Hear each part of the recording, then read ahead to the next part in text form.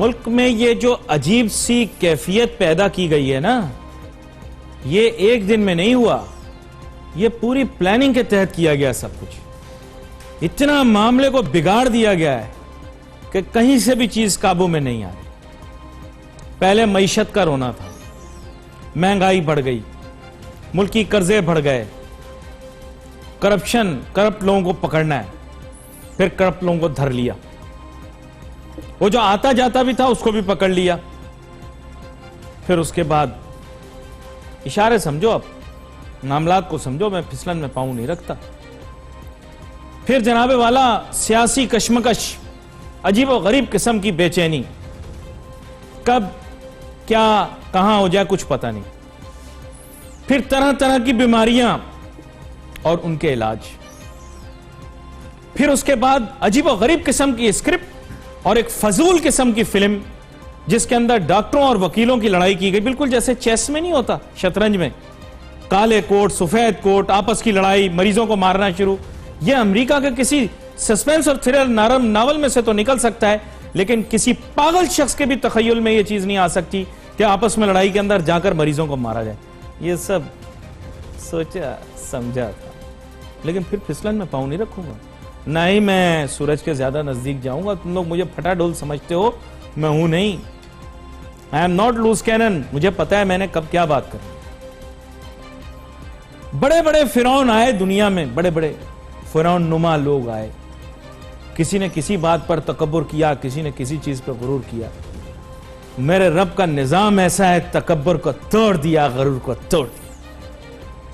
میں اپنے رب سے دعا کرتا ہوں، یا اللہ ابھی تو میرے پاس کوئی عہدہ ہے نہیں، میں اتنا کو خواہاں بھی نہیں ہوں، لیکن اگر کبھی کوئی کسی قابل کر بھی دیا تو میری ذات میں غرور تکبر نہ پیدا کرنا، اور کبھی میں ایسے نہ مکے لہراؤں آسمان میں، نہ خود کو ایسا ظاہر کروں. میں گزارش کرنا چاہوں گا ان سے جن سے گزارش کی جاتی ہے، سر ایک دفعہ ان لوگوں کے خلاف ایکشن کر دو جو آئین کا مذاق اڑا رہے ہیں، جو ہمارے ملک کے اندر قانون کا مذاق اڑا رہے ہیں، جو اس کا تمسخرہ اڑا رہے ہیں، جو آپ کا مذاق اڑا رہے ہیں. آپ کے ہاتھوں میں اہم فیصلے. سمجھنے والے سمجھ گئے، میری جتنی اوقات تھی اتنا میں نے بولا. سمجھ کچھ لوگوں کو آئی، کچھ کو نہیں آئی. جن کو آنی چاہیے ان کو آ گئی. کہ کیا مذاق بنایا ہوا ہے یار، ڈبر ڈوس ہو گیا، ڈبر ڈوس ہو گیا. اس کو بٹھا دیا شام کو، وہ ڈاکٹر شاہد مسعود، ڈبر ڈوس ہو گیا، نظام ڈبر ڈوس ہو گیا، چلا گیا، ختم. کون سا نظام ختم ہو گیا یار؟ کوئی نظام ختم نہیں ہوا. اس ملک کے اندر ایک نظام ہے، ہم کوئی جانور نہیں ہے. سب کچھ ٹھیک ٹھاک چل رہا ہے. عمران خان کو صدر بنا دو، وزیر اعظم بنا دو، پھر صدر بنا دو. کنٹرول میں آ جائیں آپ لوگ. ایک شخص کے پیچھے تمام معاملات نہیں چلیں گے. یہ ایک شخص وہی ہے جو ہمارا پروگرام ریگولرلی دیکھتا ہے اور ابھی بھی دیکھ رہے ہوں گے. اللہ تعالیٰ صحت دے. جو ہی ان کا مقدمہ چلتا ہے یہ بستر پہ لیٹ جاتے ہیں. مشرف صاحب، سر السلام علیکم، کیا حال ہے؟ پروگرام تو دیکھ رہے ہوں گے، فالتو ٹائم تو بہت ہے. خیر اینی وے آگے چلے بھائی. اب تو ان کا ذکر بھی نہیں کر سکتے، اب ان کو سزا ہو چکی ہے، اب ان کا ہم نے ذکر بھی نہیں کرنا. یہ باقی اینکر جو کر رہے ہیں مجھے نہیں پتا. میرے والد صاحب سرکاری ملازم تھے، ایک چیز سکھائی انہوں نے مجھے. انہوں نے کہا بیٹا ہمیشہ عدلیہ کا احترام کرنا، تم ٹی وی پہ جاتے ہو بہت بکواس کرتے ہو، ہمیشہ اپنی زبان پر کنٹرول رکھنا. ہاں یہ میرے والد صاحب نے مجھے سمجھایا، سرکاری افسر تھے. انہوں نے مجھے ایک چیز سکھائی، بولا باقی تم سارے گڑبڑ کر دینا، یہ غلطی کبھی مت کرنا. تو میں دعا کرتا ہوں کہ باقی لوگوں کو بھی. خیر میرے ساتھ بہت ہی عام مہمان شامل گفتگو میں. موضوع ایک دم چینج، کہانی میں ٹوسٹ اور معیشت کی جانب رخ. عتیق الرحمان صاحب ہیں ہمارے ساتھ، جو کہ اینالسٹ ہیں، تجزیہ کار ہیں، بارہا پروگراموں میں شامل رہتے ہیں. گفتگو ہم ان کے ساتھ کرتے ہیں، معیشت پر بات کرتے ہیں. آج بھی ہم ان کے ساتھ بات کریں گے. قطعی ان کو پھسلن میں نہ ان کا پاؤں جائے، نہ پھسلن میں میرا پاؤں جائے. جتنی بات کرنی تھی کر بھی دی، نہ پھنسے، ہمیشہ سے بچ کے نکل گئے. جی عتیق الرحمان صاحب ویلکم کرتا ہوں سر آپ کو. بہت شکریہ. اب مجھے پتہ ہے اس بارے میں تو آپ کوئی رائے دیں گے نہیں، نہ میں آپ کی رائے مانگوں گا، کیونکہ وہ پھنسنے والی چیزیں ہوتی ہیں اور اس میں نہ میں پھنستا ہوں نہ مہمان کو پھنساتا ہوں. اب بات یہ سر، علی معیشت پہ بات کریں زیادہ بہتر ہے، جس کے لیے آپ نے مجھے بلایا. بالکل میں تو یہی کہتا ہوں. میں کہتا ہوں روٹی کے ساتھ سالن لگے تو پھر بندے کو لطف آتا ہے. قوم بھی اگر اپنی سم ٹھیک کر لے اور یہ ڈراموں میں نہ لگے تو بہتر رہے گا. بے وجہ جن چیزوں کا ڈھنڈورا پیٹا جا رہا ہے they are not as relevant as you think. اصل چیز ہے putting food on the table. جناب والا ہماری معیشت جو ہے نا، ابھی اس میں کافی بگاڑ پیدا ہو گیا. اب کہیں ایسا نہ ہو کہ آپ کہیں نہیں معیشت بھلی چنگی چل رہی ہے، لیکن ہمیں تب بھی اعتراض نہیں ہوگا क्योंकि अगर बेहतर भी चल रही है तो हमारा ही फायदा होगा। जी, मईशत के बारे में अपनी राय दें। यार अली, आप इतनी बातें कर रहे थे, इसमें बहुत ही इंपॉर्टेंट बात जो सबसे अहम है जो मैं कहना चाहूँगा वो ये कि आपने उस चीज़ का जिक्र नहीं किया जो हुकूमत से 2 ब्लंडर हुए, और वो ब्लंडर ये थे कि इन्होंने रीजन का सबसे बड़ा इंटरेस्ट रेट कौम को दे दिया, hike in the interest rate, एक जम मारा 100% का अपने टेन्योर के अंदर इंटरेस्ट रेट का। इसके अलावा जो सबसे बड़ा ब्लंडर एक और हुआ वो था devaluation of the currency, the rupee against dollar. ये 2 ब्लंडर्स इतने अहम थे जिसकी वजह से मईशत जो है ना वो बिल्कुल खराबी की तरफ चली गई। इस पर हम बात करेंगे, इससे पहले मैं एक आपको बात बता दूं कि जो प्रेशर है हम पर टैक्सेस का, और जो इकोनॉमी को बिल्कुल बाउंड किया हुआ जिस चीजों ने कि ये टैक्स वो टैक्स, ये टैक्स वो टैक्स, टैक्स जरूर कलेक्ट करें, रेवेन्यू जरूर बढ़ाने हमने, लेकिन इसको प्रेशर से निकालें, ईज करें, इसको एक कंफर्टेबल पोजीशन में लेके आए, इसको एक क्वालिटी दे, इसको एक रिस्पेक्ट दे। ये हिंड्रेंसेस आने नहीं चाहिए, वरना इकोनॉमी बहुत ज्यादा डैमेज हो रही है और मजीद डैमेज हो जाएगी। जब मैं इंटरेस्ट रेट की बात कर रहा था तो मैं आपको बताता चलूं कि इंटरेस्ट रेट हाइक होने की वजह से आपको प्रॉब्लम क्या हुआ। आगे काम जो है वो एक्सटेंसिव डेट्स पे है, एक्सटर्नल डेट्स ले लें, इंटरनल डेट्स ले लें, डोमेस्टिक डेट ले लें, ये बेइंतहा रिलायंस है बोरोइंग का हमारे ऊपर। हमने इंटरेस्ट रेट बढ़ाकर एड बैक किया, अपने जो बोरोइंग थी उसके नंबर्स को मजीद बढ़ा दिया। दूसरा क्या, एक्सेस टू फाइनेंस बहुत डिफिकल्ट हुई, कॉस्ट ऑफ बोरोइंग बहुत ह्यूज लेवल पे जाकर के बहुत महंगी हो गई, कॉस्ट ऑफ डूइंग बिजनेस महंगा हो गया। इसके अलावा एक्सेस टू फाइनेंस के अलावा जो सबसे बड़ा प्रॉब्लम हुआ है कि जिन लोगों ने पैसे लिए हैं वो पैसे वापस करने की पोजीशन में नहीं है। जो पैसे लिए थे तो वो इंटरेस्ट रेट 8% पे था, अब इंटरेस्ट रेट 13.25% पे नॉन परफॉर्मिंग लोन्स क्रिएट हो रहे हैं, 8.4% का नॉन। एक बात और जो सबसे ज्यादा बता दूं, कंज्यूमर फाइनेंसिंग आपकी हुकूमत छोड़िए कि मियाद खत्म हो गई तो फिर हम अपनी बात नहीं कर सकेंगे। प्रोग्राम है, ब्रेक लेंगे, ब्रेक के बसाएंगे, फिर अपनी बात करेंगे। Let's take a short break. नाज़रीन, welcome back after break. Pakistan की मईशत और बुनियादी मसाइल के मुतालिक बात हो रही थी।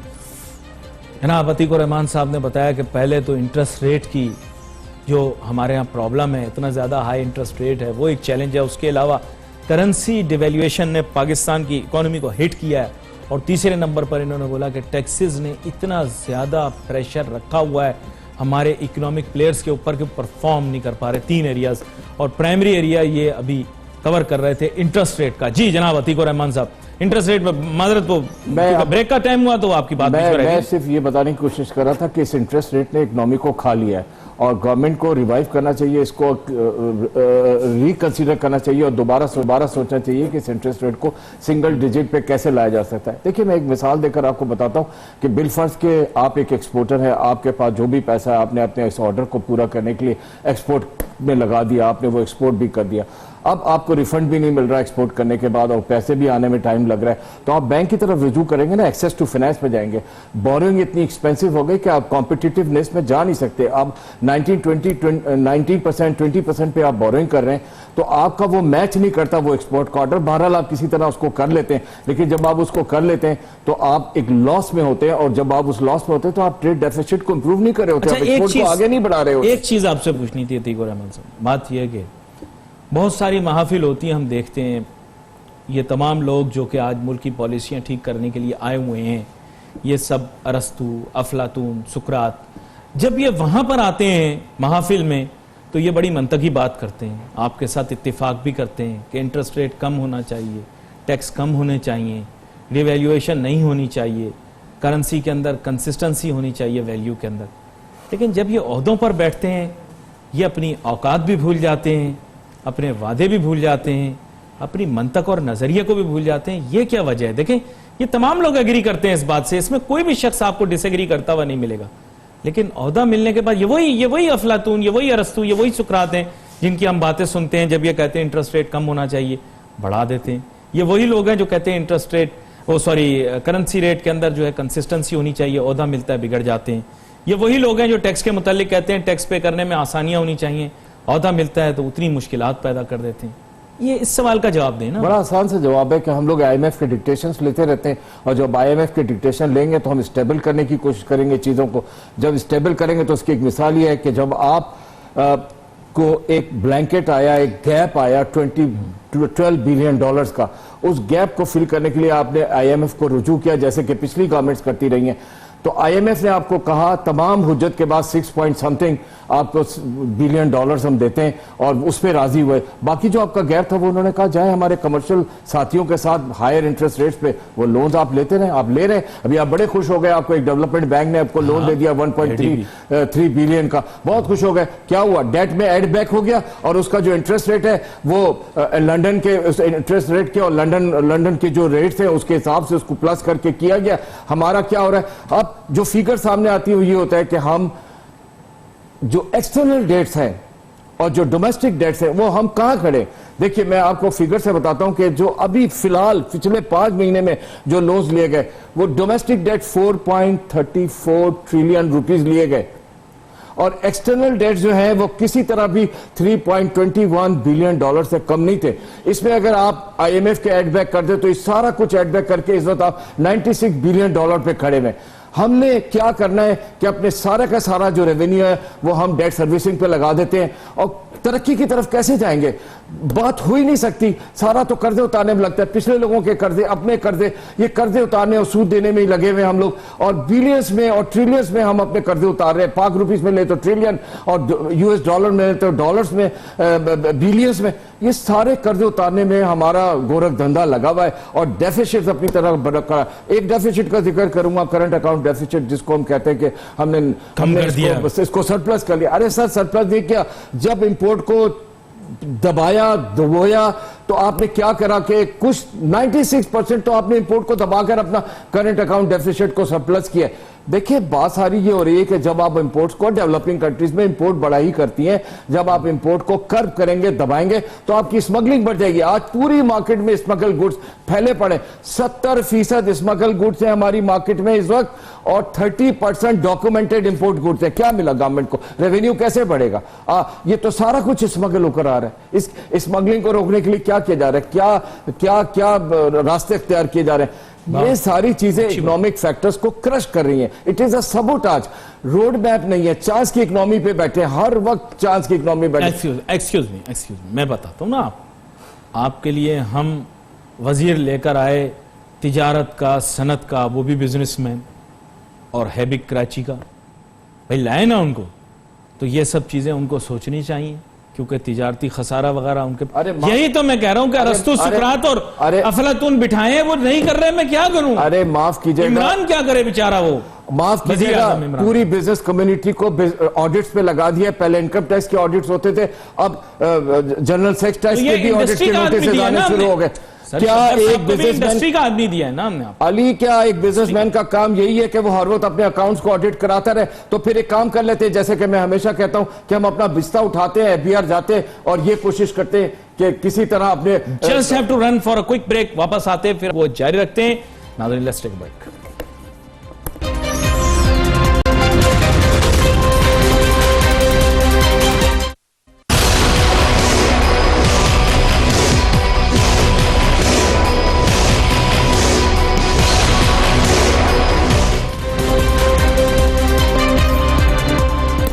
دل تو مچل رہا ہے کہ میں بھی موضوع اور حساب کے مطابق ہی بات کروں, کیونکہ آج کل تو چرچہ ہر جگہ سیاست کا ہی ہے اور ملکی حالات کا ہے. لیکن کیا کروں, میرا پرویو یا میرا دل اجازت بھی نہیں دے رہا کہ آج میں اس معاملے پر کوئی بات کروں. میرا آج فوکس جو ہے زیادہ معیشت کی طرف ہی ہے. میری اپنی ذاتی رائے جو بھی ہو, میں کوشش کرتا ہوں اس کو میں بچا کے رکھوں, کبھی یا تمہید میں بول دوں یا آخر میں بول دوں, سم اپ کرتے ہوئے. میرے فاضل مہمان عتیق الرحمان صاحب مسائل کو بیان کر رہے تھے جن سے ہمارے بزنس میں جو ہے متاثر ہو رہے ہیں. انہوں نے کہا کرنٹ اکاؤنٹ ڈیفیسٹ جس کے اوپر بڑی ڈھول کی تھاپ پر سیلیبریٹ کیا جا رہا ہے, دراصل اس کی سگنلنگ کیا ہے, اس کی اہمیت کو بتا رہے تھے. اور ساتھ ساتھ میں ان سے ایک اور چیز بھی پوچھنا چاہوں گا. عتیق الرحمان صاحب, بات یہ پاکستان کے امپورٹ کو اگر دیکھا جائے تو سب سے بڑا چنک جو ہے وہ آئل امپورٹ بل ہے ہمارا, اور پھر اس کے بعد جو ہے وہ ہمارے ہاں پام آئل امپورٹ, میرا جہاں تک اندازہ ہے, جو مجھے بریک اپ پتا ہے. یہ حرکتیں جو حکومت کرتی ہے, خواتین کا میک اپ مہنگا کر کے, موبائل فونوں کو ٹیکس ویکس لگا کے, اس طرح کی یہ جو حرکتیں کرتے ہیں, اس کے بجائے ڈونٹ یو تھنک تھوڑا فوکس آئل امپورٹ بل اور پام آئل امپورٹ کے اوپر تھوڑا سا فوکس کر لیا جائے, اس کی کوئی سبسٹیوشن وغیرہ, کیا کہتے ہیں آپ؟ دیکھیں, جہاں تک آپ نے کہا بہت مناسب بات کی, پیٹرول کی امپورٹ फर्नेस ऑयल की इंपोर्ट और पाम ऑयल की इंपोर्ट। इसके साथ साथ आप एक बात भूल गए कि आप कोल फायर्ड पावर प्लांट्स हैं हमारे पास, तो कोल की इंपोर्ट जो ऑस्ट्रेलिया और साउथ अफ्रीका और दूसरे इंडोनेशिया से हो रही है, उसने भी हमारे जो बैलेंस ऑफ पेमेंट है उसको क्राइसिस पे डाल दिया। अब इंडिजिनस जो कोल हमारा निकल रहा है उसको काफी टाइम लग रहा है करने में, है भी थर्ड क्लास जहां तक मुझे पता है, जहां मैंने सुना है। इसीलिए गवर्नमेंट को अपने इंपोर्ट्स को कर्व करने के लिए कुछ थोड़ा सा देखना चाहिए कि इसको रेगुलराइज करें, एकदम से हर चीज को कर्व नहीं करें और इतनी सारी ड्यूटी के प्रेशर ना डालें। देखिए, हम कोई भी चीज इंपोर्ट करते हैं तो इंपोर्टर्स का एक बहुत बड़ा प्रॉब्लम क्या है कि पहले 4 कंटेनर इंपोर्ट करता था तो वो एक भी इंपोर्ट करने में कांप रहा है। वजह क्या है कि हमने कस्टम ड्यूटी लगाई हुई है, हमने जनरल सेक्स टैक्स लगाया हुआ, हमने फिर एडिशनल कस्टम ड्यूटी लगा दी, फिर हमने इनकम टैक्स लगाया, फिर हमने एडिशनल इनकम टैक्स लगा दिया, इसके अलावा और भी कई टैक्स।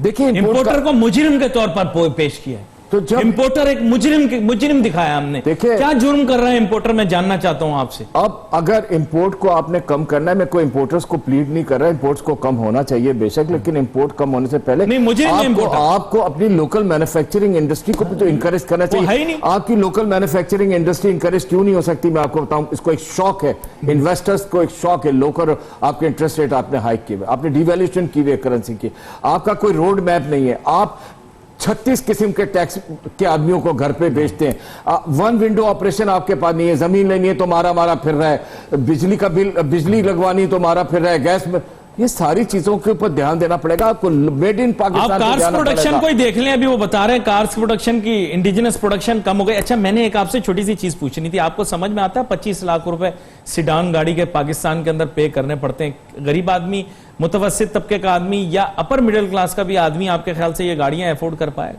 देखिए, वो छोटी 660 सीसी की गाड़ी जो है वो 11-12 लाख रुपए की मिल रही है। कुछ आप मुझे बताएं, कुछ सेंस बनता है? मुझे सिर्फ इतना बता दें। अली, उस वक्त बात रह गई थी करते करते, मैं आपको बताऊं, कंज्यूमर फाइनेंसिंग पे मैं आपसे बात कर रहा था। कंज्यूमर फाइनेंसिंग कौन करता है? मैं और आप जैसे मिडिल क्लास लोग जाते हैं, बैंक से रुजू करते हैं और उससे कहते हैं हमें गाड़ी दे दो, और उसको फिर आप इंस्टॉलमेंट पे करते हैं। इसी तरह आप अपना घर या फ्लैट या कुछ छोटा सा कमरा लेते हैं तो आप बैंक से फाइनेंसिंग। आज आपकी कंज्यूमर फाइनेंसिंग आपके इंटरेस्ट रेट की वजह से 2 फोल्ड हो गई है। एक आदमी सोचता है कि उसने सारे इंस्टॉलमेंट पे कर दिए, और होता क्या है कि एक दफा उसको पता चलता है कि इंटरेस्ट रेट बढ़ने की वजह से अभी 1 साल की किस्तें उसकी और बाकी है, जिनका वेरिएबल है। तो एक कॉमन मैन पे कितना बड़ा अजाब आया हुआ, कितना सिसक रहा है, कितना पेन है उसकी जिंदगी में। ये सारी चीजों को देखने के लिए इन चीजों को बयान करना। देखिए, हर बात बोरो करने से नहीं होती। 84 आप बंदा बोले, मैं बंदे को बोलता हूं। 84 बागर साहब से कहता हूं, एक्सक्यूज मी सर प्लीज, देखें जो बात अतीक साहब कर रहे हैं इसको वजन दें, और जो बंदा स्टेट बैंक में बैठा हुआ भी नोट्स ले रहा है उसको मैं चाहता हूं ये साथ साथ नोट्स लें। ये बातें आप रोज जरूर सुनते होंगे, लेकिन एम्फेसाइज करके आपको बता रहे हैं ताकि आप पुटअप करें स्टेट बैंक के गवर्नर को शाम को कि ये रियलिस्टिक प्रॉब्लम्स हैं, इसके बावजूद कि बहुत सारी कंपल्शंस हो, लेकिन इन चीजों को अंडरस्टैंड करें। जी अतीक साहब, आपका मैं नाम लेके भाई बंदे से काम करवाता हूं। आपका रेशो टू जीडीपी रेशो आपका क्या है? डेट टू जीडीपी रेशो जिसको कहते हैं आसान जबान में मैं बयान करने कुछ कर, आपका 84.8% पे खड़े हैं आप। 65% से तो ज्यादा ये फैटल होता है। आप इतना ज्यादा देखिए गवर्नमेंट। अच्छा, बस आप दीवाने की जन्नत में रहे, सब कुछ अच्छा हो रहा है। नहीं, आप दीवाने की जन्नत में रहे। देखिए, आप जो बात कर रहे हैं ना इस वक्त, वो उनको हजम नहीं होगी। वो कहेंगे साहब इतना चंगा हो रहा है, ब्लूमबर्ग नाच रहा है, पाकिस्तान का नक्शा सामने रख के जनाब मोडीज जो है वो दीवाना हुआ है, चूम रहा है पाकिस्तान के झंडे को, बार बार कह रहा है क्या इस्तेकाम आया इकोनॉमी के अंदर। एडीबी ने लोन दे दिया 1.3 बिलियन का, और जनाब जफियां लगा रहे वर्ल्ड बैंक वाले, IMF थपकियां दे रहे। हम लोग नेगेटिव बातें कर रहे हैं, हम लोग नेगेटिव, वो कहते हैं आप लोग नेगेटिव बातें कर रहे हैं, नेगेटिव बातें कर रहे हैं। मैंने तो आपको बता दिया, आपका गैप था 12, मान लिया मैंने आपका गैप, लेकिन आप दीवाने की जन्नत में रहे। आप बोले मैं दीवाने की जन्नत में हूं। मैं फिर दोबारा कहता हूं, आपका गैप था $12 बिलियन का, आपको उन्होंने $6 बिलियन दिए, बाकी कहा कि कमर्शियल लोन्स पे चले जाओ हमारे दोस्तों के साथ जिनके नाम आप ले रहे हैं। देखिए, गवर्नमेंट को 2020 में जाकर करना क्या है, सबसे ज्यादा ये करना है कि अपने रेवेन्यू को इंक्रीज करने की तरफ ध्यान देना चाहिए, अपने एक्सपेंडिचर्स को कम करने की तरफ ध्यान चाहिए, और जो ये ब्लाइंड रिलायंस ऑन बोरोइंग पे ना उसको देना चाहिए। और चौथा सबसे बड़ा भूत जो है वो ये कि ये जो public sector enterprises white elephant है, इनको रिफॉर्म करना चाहिए। इन ड्रामों से निकलेंगे तो ये सब काम करेंगे ना। یہ جو ڈرامے چل رہے ہیں ابھی یہ ڈرامے ختم ہوں گے تو غریب کے پیٹ میں روٹی جائے گی نا. ابھی تو ڈرامہ یہ ختم نہیں ہو رہا کون کیا نہیں ہے. اچھا کرا غریب کی بات کرتی. اس سال کا اچیومنٹ کیا آپ کو پتا ہے؟ 10 لاکھ آدمی بے روزگار ہوئے. I have run out of time. آپ دیکھیں میری بات مانیں, آپ بھی دیوانے کی جنت میں رہے, میں بھی دیوانے کی جنت میں رہتا ہوں, یہ بھی دیوانے کی جنت میں رہتے ہیں. یہاں پر ناظرین پروگرام کا ختم ہوا چاہتا ہے. We wait for your messages on Facebook. علی ناصر ہماری ٹیم کو اجازت دیجیے. اللہ حافظ.